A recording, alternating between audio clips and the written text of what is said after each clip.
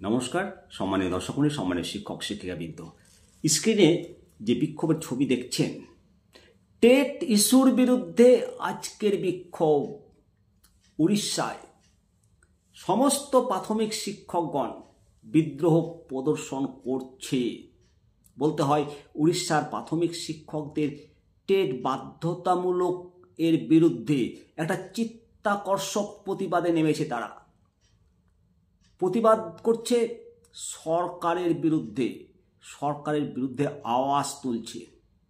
তারা দাবি জানাচ্ছে যে আরটিই আইনের পূর্বে কোনো টেট নয়। একটাই কথা, আরটিই আইনের পূর্বে কোনো টেট নয়।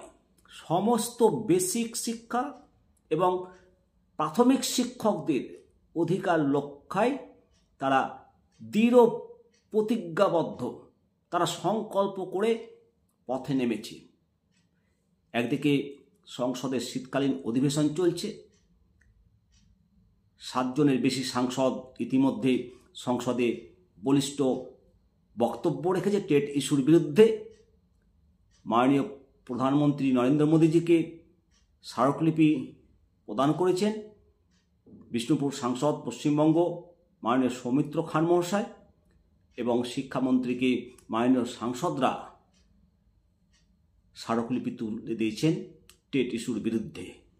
এমত অবস্থায় আজকে মহারাষ্ট্রে সমস্ত বিদ্যালয় শাটডাউন ছিল। আজকে সমস্ত বিদ্যালয় একেবারে সাকসেসফুল ধর্মঘট ডেকেছিল। আজকে কতটা সাকসেস হয়েছে কালকে আপনাদেরকে ডিটেলস জেনে জানাবো।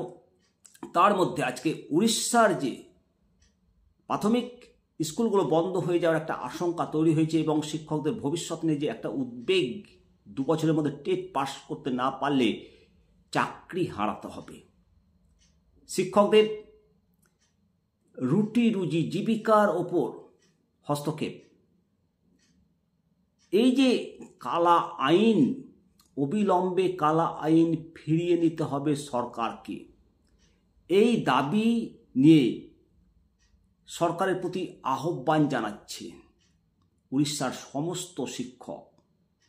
উড়িষ্যার শিক্ষকগণ তারা এই আন্দোলনের মাধ্যমে বুঝিয়ে দিচ্ছেন যে শিক্ষার মান সঠিক রাখতে এবং নিয়োগ প্রক্রিয়া, শিক্ষকদের চাকরির স্থায়িত্ব কতটা গুরুত্বপূর্ণ, তাকে অবহেলায় ঝুঁকির মধ্যে ফেলে দেওয়াটা সঠিক নয়। অবশ্যই সম্মানীয় শিক্ষক মণ্ডলী, আপনাদের গুরুত্বপূর্ণ মতামত অবশ্যই শেয়ার করবেন। আবার তাজা আপডেটের সংক্রান্ত, টেট ইস্যু সংক্রান্ত প্রত্যেকটি আপডেট আপনাদের সামনে তুলে ধরব। ভালো থাকবেন। জয় হিন্দ, জয় ভারত।